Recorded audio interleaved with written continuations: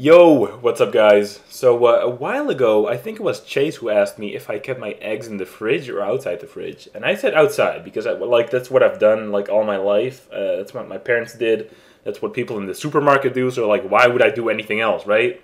But apparently that's weird. Apparently you're supposed to keep them in the fridge. I mean, I've seen those like little egg things like inside the fridge door you're supposed to put them in.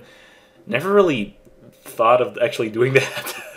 Because I'm just not used to doing it, and it never seemed weird. It still doesn't seem too weird to me. Apparently it's weird to other people though, but are they weird for thinking it's weird? Or am I weird for doing it this way? I don't know, you tell me. Anyway, got an OU match here against Kote 16 PB, I want to say. It's Kote 16 PB or something. I know the guy pretty well, but his name is complicated. He leads with Aerodactyl being the old school motherfucker that he is, and I'm going to lead with my Yuxi, go for the trick first, just to cripple his Aerodactyl instead of really not doing anything there. And then go for U-turn and switch to Ape. I go back to my Ments, and I switch right back out because I'm fearing HP Ice. As I said before, this guy's an old school motherfucker, still plays a lot of Gen 4 as well. I'm thinking he might just have that. Like, just in case he does, I'm going to switch back to Uxie, and he does in fact have it, which was honestly really funny to me, but yeah, so I think I just go for U-turn again on the Aerodactyl. No, I go for Stealth Rock first, because why not? And Aerodactyl comes in, I'm just going to stay... Why did I not U-turn there? Wow, I don't know. Oh, I guess it's because he didn't set up Stealth Rock himself yet, so I want to get in Ments before he does that. That makes sense, yeah. And I think I have Dragon Tail on this guy. This is my defensive Salamence with Roost, Dragon Tail, whatever, Flamethrower, and... no, actually I have Wish Protect on this thing. But I think I go for the Dragon Tail here just because I know he's going to switch out after being locked into rocks. In comes Suicune, phase that out. In comes Ape again. Once again, HP Ice. It's a bit obvious this time though, so I'm thinking about staying in, but I'm just going to go for Protect first to kind of scout what he wants to do. Kind of scout his playstyle as well, like if he wants to go for an over-prediction or not. But no, he goes for HP Ice again. I figure if he's going to over-predict at all, it's going to be like Stone Edge or something, so I can just go back to my Terrakion to take either the HP Ice or the Stone Edge. And he goes for HP Ice, still does a bunch, really. That does a lot. I guess he's more specially orientated than physically. But I do expect him to maybe carry a Mach Punch, maybe a Vacuum Wave because of how much that HP Ice did exactly. So I'm going to go back to Uxie to kind of scout for that, but in comes Zapdos, so I'm guessing he doesn't actually run anything like that. And I'm running close to max speed because of the fact that I'm a Trick Scarfer, so I know I'm probably going to be faster. I'm just going to go for the T-Wave to cripple that. Even if he has sub, I'm pretty sure, like I said before, I'm going to be faster, so that's going to work out regardless. He gets Parahex. I don't really know what that means. Like, maybe he is not actually a substitute, or I don't know yet. Really, if anything, that kind of sucked for me because I really wanted to scout what he was going to do. But I trick him to Focus Sash just because it's useful to me. Like, maybe he can make some use out of it by recovering up to full HP or something. Probably not, though, because Zapdos is really not a Pokemon you're supposed to, like, one-shot. So, I'm going to go for the U-turn to do some damage to the sub, I guess. I know I'm faster, so why not? Especially now that he's paralyzed. And I'm going to go back to Ments. Once again, I don't know if he has HP Ice or not. I'm kind of just scouting for what move he wants to go for. And he gets Parahex again, so that really does suck. Like, this is really starting to annoy me that he gets Parahex on the turns I want to scout for a move. But I'm just going to go for the Wish. He does have HP Ice in this thing as well, so I'm like, fuck. That is not good. I might be able to live that, though, if he's max defense. No special attack investment because I'm max HP. And I do with 4, which is nice. Okay. I think I'm just going to go for the Protector just to play it safe. He might Roost on that turn, but I really don't care too much. I mean, he has a Focus Sash now and everything, but hey, like I said before, not really planning on one-shotting him anytime soon. So, he does predict to Protect nicely as I indeed go for it and get my Wish back up to the point where I get some nice HP back.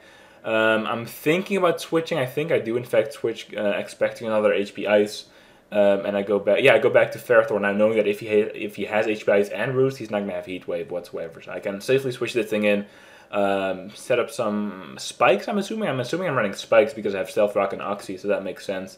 And there's really no reason for him to stay in, knowing I can set up spikes safely. So he's gonna switch back to his Clefable. Who can wall me really nicely because, you know, Leech is not going to affect him because of Magic Guard. I'm going to have to switch out. I don't really know what to do exactly, though. He goes for Heal Bell there, I guess to cure his Zapdos, but I'm really not too worried about the fact that I was paralyzed anyway. Like, I have a lot of speedy stuff on my team that can easily outspeed him anyway. As I just go for some more spikes, I suppose, just to get some damage whenever it switches in. So, he goes back to Ape now. That thing is really starting to, like, get some damage on it because of Stealth Rocks and spikes at this point. I go for Leech Seed, predicting him to switch, which was nice. I mean, after seeing Heal Bell, I knew he wasn't going to be like offensive or anything, so I knew he was probably just going to have Seismic Toss. I'm not sure exactly if Magic Guard is affected by Iron Barbs or not, but if it is, then that would just induce damage to himself. Well, I really don't mind as much the damage as much on my Ferrothorn, so I switch back to Oxy, kind of expecting him to not go for the fire move, expecting Mens. Assuming that if he's running Overheat, he's not going to want to go for that because that will lower his special attack, obviously. But then again, at the same time, he will be dying from Leech Seed, so I'm not sure what he was thinking. Not sure what I was thinking. I guess Mens was more important at this point anyway, while Oxy is really not something I really need to keep around necessarily. So in comes Aerodactyl, though, which is nice because that means he's going to lock himself into something that I can scout beforehand and then go for U-turn instead of making a direct switch into something not knowing what he's going to do. So that works out well. Get a crit there as well, which really doesn't matter, obviously. And I go into my Terrakion. Now, because he's running Rock Slide, he's probably going to want to switch. Stone Edge might have been debatable to stay in because that might have been a 2-hit KO from here.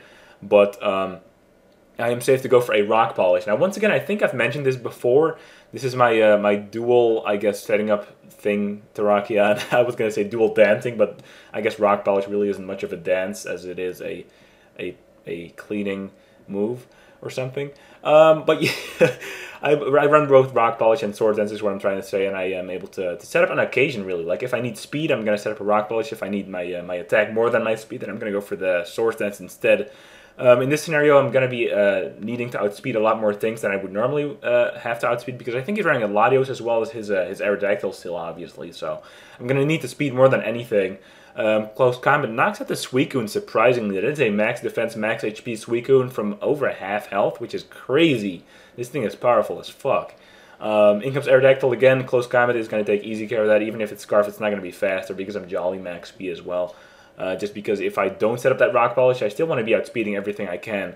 So take out the Aerodactyl.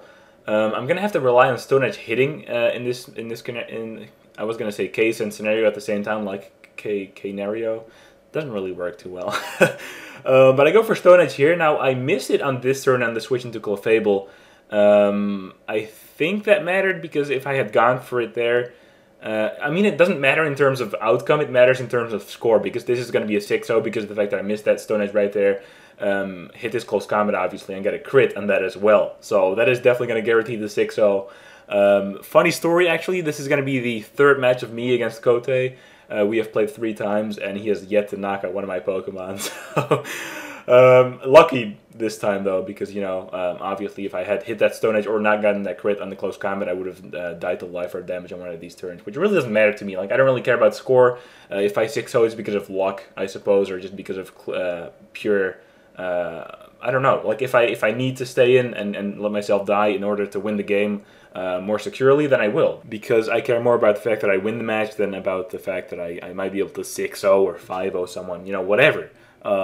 I mean, we've all had those matches where we try and go for the 6-0 by going for a certain move in some certain scenario, and we lose because of that move. You know, something goes wrong terribly and just everything fucks up and falls apart. And in my case, that was life-changing. So I'm never doing that again. I'm always going to go for the win, not the score, and whatever. Anyway, rambling. I hope you guys enjoyed the video. If you liked it, leave a like, because that's what that's for, and I would really appreciate that. If you didn't see the previous video, you can check it out on the screen. You can click that if you want to. And I will talk to you later. Peace.